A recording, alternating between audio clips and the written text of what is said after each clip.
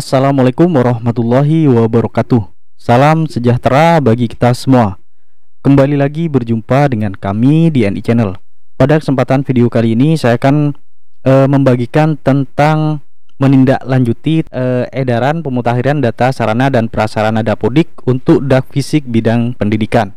Nah, di sini untuk menindaklanjuti surat edaran tersebut, di sini saya akan memperbaiki bagian Sarpras di bagian tanah dan bangunan, kemudian dan bagian ruang. Namun sebelum saya akan melanjutkan, bagi teman-teman yang baru menemukan channel ini, jangan lupa di subscribe dan menyalakan lonceng notifikasinya, supaya nanti teman-teman tidak ketinggalan informasi terbaru dari channel ini. Nah, di sini yang pertama kita masuk ke Dapodik, kemudian kita klik bagian Sarpras, kemudian tanah dan bangunan. Nah, sebelum kita mengerjakan tentang bangunan dan ruang ini, alangkah lebih baiknya kita harus mendesain dulu bangunan atau gedung di sekolah kita. Contohnya seperti ini. Di sekolah kami gedungnya ada dua. Yang pertama ada gedung untuk kelas, ruang guru dan lain-lain sebagainya ada dalam satu gedung. Nah, di mana dalam satu gedung ini terdiri dari ruang kelas 1, 2, 3, gudang, ruang perakitan, ruang TU, toilet, ruang guru, perpus, lab komputer, ruang capsek, dan ada lab TBSM. Kemudian di sini ada masjid. Nah, di gedung ini di sekolah kami ada dua bangunan, yaitu bangunan yang pertama itu adalah masjid atau tempat ibadah.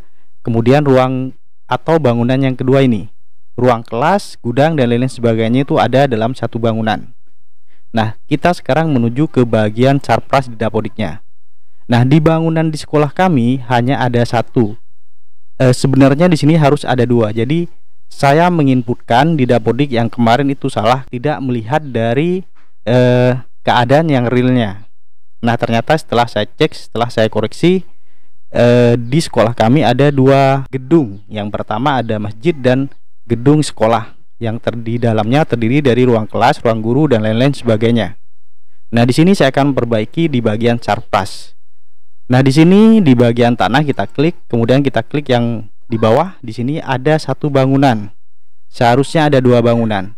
Nah, bangunan ruang penunjang, ruang ibadah, ternyata itu masuk dalam bangunan SMK kami. Ternyata di sini setelah saya cek di realnya, untuk gedung tempat ibadah itu ada di bangunan lain atau beda bangunan.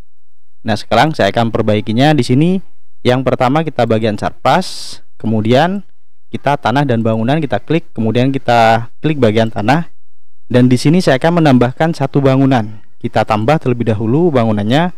Kemudian jenis sarana dan prasarana adalah tempat ibadah, bangunan tempat ibadah. Kemudian namanya adalah disesuaikan dengan tempat ibadah kita.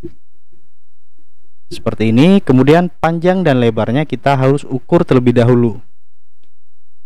Harus kita sesuai dengan keadaan real atau nyatanya. Bisa juga yang mendekati lah, tidak terlalu pas, yang penting mendekati ke ukuran sebenarnya.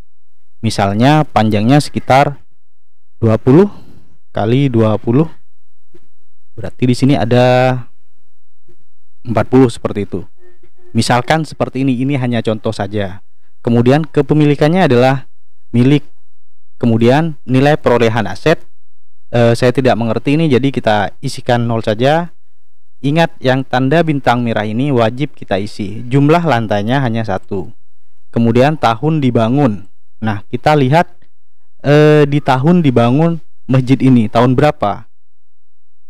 Kita harus tanya ke kepala sekolah atau pegawai yang lebih tahu tentang kapan berdirinya bangunan masjid tersebut. Nah, di sini saya masih misalkan sekitar tahun berapa itu ya, 1992. Kemudian keterangan bangunan, kalau tidak tahu, ini keterangan bangunan adalah masjid atau tempat ibadah. Tanggal SK-nya kita isi juga, tanggal SK-nya. Kita pilih tahunnya terlebih dahulu seperti ini. Kemudian kita klik bulannya, kita oke, dan kita pilih tanggalnya seperti ini. Kalau sudah seperti ini, kita simpan. Nah, sekarang bangunan tempat ibadah sudah ada sekarang. Tinggal kita memindahkan yang asalnya ada di bangunan SMK ini. Masjidnya yang awalnya ada di bangunan SMK ini sekarang saya akan pindahkan ke bangunan tempat ibadah. Nah, di sini untuk memindahkannya kita klik bagian ruang. Kemudian di bagian ruang ini ada ruang ibadah kan ya. Ruang ibadah ini masuk dalam bangunan SMK Al-Fudhola. Nah, di sini saya akan ubah. Klik ruang ibadah, kemudian kita ubah di sini. Nah, di sini bangunannya kan ada di bangunan SMK ini. Sekarang kita pilih di bangunan ini, kita klik, kemudian kita ganti ke tempat ibadah atau masjid. Kemudian kalau sudah, tinggal kita simpan. Atau bisa kita isi di sini. Registrasi ruang, panjang, dan selanjutnya ini. Namun yang paling penting kita isi yang ada bintang merah seperti ini. Ini wajib kita isi. Kalau kita tidak mengisinya tidak akan bisa disimpan. Kemudian kalau sudah kita simpan seperti ini. Nah, di sini kode ruangnya belum saya isi, jadi saya akan berikan. Ini kan tanda merah. Tanda merah, bintang merah, kalau tidak diisi tidak akan bisa disimpan. Jadi kode ruangnya seperti ini. Kemudian kalau sudah kita simpan.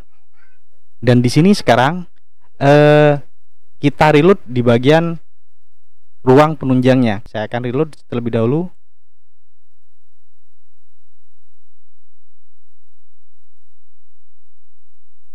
Nah, di sini di ruang penunjang masjidnya kita klik.